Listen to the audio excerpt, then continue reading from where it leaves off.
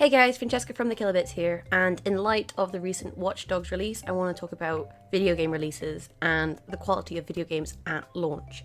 We've got WildStars, for example, coming out today, and in their head start they had a lot of server issues where people were in massively long queue times, people couldn't connect to servers, people had codes that weren't viable on the region that their beta key was in. For example, Watch Dogs, we've had a lot of problems on PC when it was intended originally to be PC exclusive. I think a lot of people who've tried to buy it and have had quality issues are really unhappy with what they've received. Admittedly, Watch Dogs was pushed back once, but it still seems to have a lot of bugs and a lot of issues that require patching.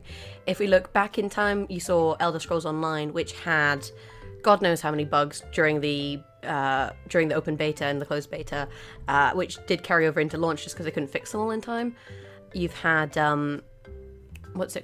Diablo 3 having huge amounts of issues, and then there was the whole fiasco with SimCity and the whole DRM mess that meant that they had to refund a lot of copies of their games. And I guess the question I'm trying to pose to you guys is,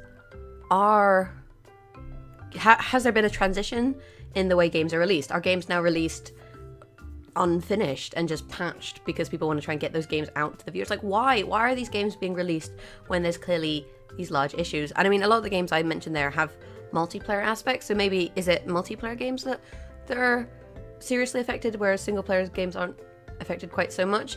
I mean, if you look at some game releases, GTA 5 for example seemed to go over pretty smoothly. Yeah, there were a couple bugs, but on the whole that game was nicely polished and it ran fine. But when they did get issues was when they tried to release the multiplayer aspect of it, when they patched in the multiplayer aspect of it, and then suddenly there was a whole load of problems, and they ended up giving people in-game currency to kind of compensate them for all the issues that they had had. So it seems that the main issues that these kind of companies are having, Watch Dogs aside with its graphical issues, is server issues and the whole multiplayer aspect. For example, WildStars at the moment are in the process of rolling out extra servers because their PvP and their PvE servers, both in the UK or EU and in the US, are rapidly filling up unless they're roleplay or foreign language. So for them, it was an issue, I think, of not having enough servers and also having some issues with just the sheer load of people playing in the head start, for example. Like, I do know that they have a lot of players, and more are going to come in as of today when the game is released. Now, don't get me wrong, I've had no other problems with the game. Like, I've actually had no server problems with the game, but a lot of people have been reporting issues with the game. I chose to play on WildStars in the EU, which is a role-playing PvE server, and because it's role-playing, it's got a lot less interest and hopefully a little bit more of a mature audience. I'm not particularly interested in role-playing, but that's where we ended up playing. And where is this pointing? So, like, yeah, server issues, whereas Diablo 3 had huge server issues, like, it was crazy. Elder Scrolls Online, I think it was more of a graphical issue. Oh, my voice is going. Oh, there we go. Sorry, that's gross. Anyway, graphical issues. But, like, were these problems back in the day, back in the past? Like, I don't really remember buying games before and them having these sorts of issues. And I guess I'm just wondering, is it a new thing that people are trying to rush out games and have them released as quickly as possible, and so they overlook a lot of things like stress testing their servers and these sorts of things? Or is it that games they also had these problems, like, in the past? It's just that before the kind of age of the internet, they weren't so easily talked about. I mean, I remember Pokemon X and Y, for example, had a bug in the capital city where if you saved, it would corrupt your data, which they then had to patch. And admittedly, they patched that fairly quickly, but there was a bug in there. But it was just one bug. Like, you can accept one bug, but some of these games are, like, riddled with bugs, and you have to kind of wonder whether the developers knew about these prior to launch. It might also be that games are becoming more and more complex, and technology is becoming more and more complex, and thus these things are harder to test for. But at the same time,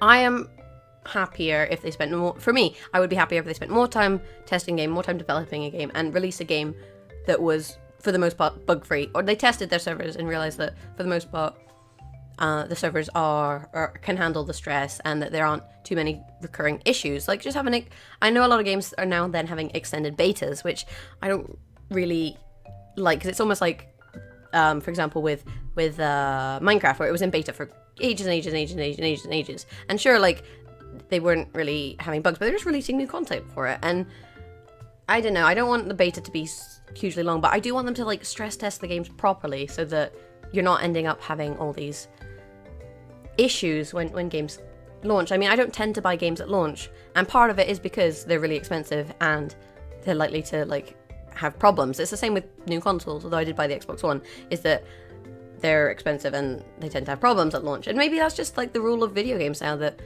new stuff that comes out is going to be expensive and it's not going to have problems. But as a consumer, you'd expect them to, like, at least try and fix these things. And I can understand that nobody's perfect and there's going to be problems when you have vast numbers of players suddenly, like, testing the game, because that's basically what people buying the game are doing. We're testing it. We're not actually testing it, but it acts as a test, because if we have problems, we have to fix them. And I guess you could never really have that level of stress testing as a company without launching the game. So I can understand it, but I don't know, it is kind of irritating. And I mean, what do you guys think? If you let me know in the comments below, you can tell me whether you think that servers are rubbish and that we should, I don't know, go back to playing it via LANs, or you could say that, I just say whatever you want, you know? What's your opinion on this matter? Like, were games less buggy? Were they less broken in the past? Did we just not talk about it? Or is it because technology's, like, obviously advancing? What do you guys think? Let me know. What else do I have to say? So yeah, you can like and subscribe to the video and our channel. Kilobits also has a facebook.com/thekillerbits, and a Twitter, which is @thekillerbits, for all your Twitter needs.